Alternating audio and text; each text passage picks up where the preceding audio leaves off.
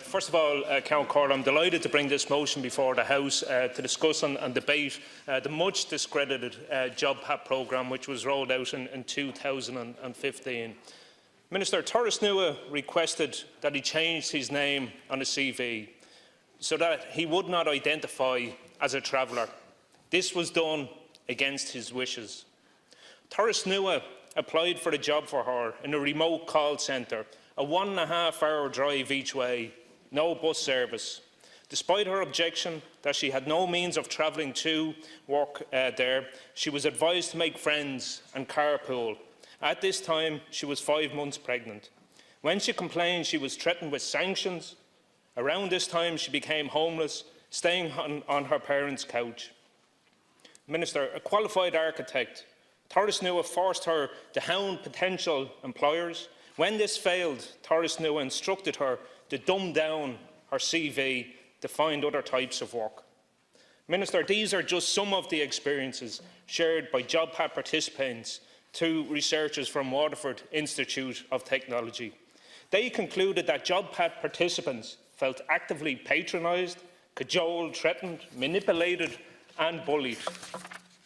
A far cry from your claim that JobPath is the most successful job activation scheme in the history of the state. In reality, JobPath providers are not helping and supporting unemployed people, as your counter-motion states. Our evidence suggests they themselves haven't got the necessary skills or indeed training. They are simply making money on the back of unemployed people. It is not about the needs of the individual. It's a work-first approach. In the words of your predecessor, Leo Varadkar, people must give up their ambition of a dream job and, in essence, take any job.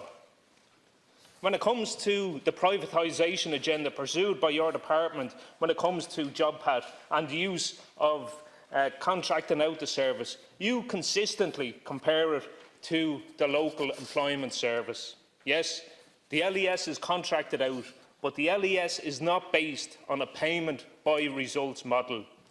That is what is at issue here, and yet you completely overlook this. In fact, Minister, to compare JobPath to the LES is highly insulting to the highly trained and qualified people that work within the LES. Not only does your department hand over an initial fee of €311, you refer to it as a small registration fee for every individual that signs up to JobPath. You hand it over twice in the case of over 21,000 people who your department have referred over to JobPath twice. So really not a small amount, and particularly when it's paid on the double. Torres Nua and CTEC must be laughing, Minister, all the way to the bank with their €160 million in their back pocket.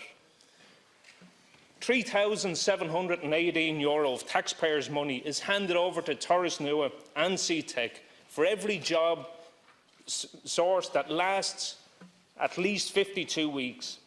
That is €3,718 for every person per job, a ludicrous amount of money. JobPath providers are not engaging with individuals to help and to support them. They are doing so simply to make money. They are private companies, and their sole aim, Minister, is to make money and a profit. In your counter-motion, and indeed your press release that you issued today, you cite 41,000 people have found full-time jobs. How long have they lasted in those jobs, Minister, and how long have those jobs actually lasted for them? More than 13 weeks? Can you give us a breakdown on the number of these jobs which have been sustained for more than 1 year? In November last year, the Secretary-General of your department told the Public Accounts Committee that out of the 190,000 people referred at that stage, only 17,100 people had sourced employment that lasted for at least 1 year, a mere 9% of participants. In reality, to the very low level of complaints you consistently mention when praising the success of JobPath, you fail to acknowledge that those referred to JobPath are threatened with cuts to their job seekers' payments from the very first communication they receive from JobPath. Why would someone under constant threat of sanction, under the threat of losing the only source of income that they have, make a formal complaint to your department, Minister? To date, over 14,000 JobPath participants have had a penalty rate applied. In many cases, in many counties, it exceeds 10, 11, 12%.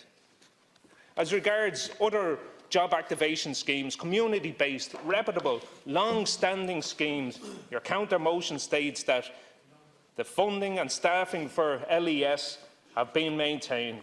But again, Minister, you miss the actual issue. The number of referrals has not been maintained. They are down right across the entire state. As a result of JobPath, the LES will tell you this themselves, Minister. Supporting the motion here tonight will not mean that the long-term unemployed will suddenly miss out on the opportunity to source employment. Schemes such as the LES, the Adult Guidance Service, Jobs Clubs and Community Employment are the very ones that brought us to full employment in the Celtic Tiger era, well before JobPath ever came into existence. They were indeed the success stories, but you have bypassed them to line the pockets of Torresnue and CTEC to the tune of over €160 million. This motion, Minister, is not about calling for JobPath to be cancelled. It is calling for an end to the referrals to JobPath and an end to the mandatory nature of the scheme.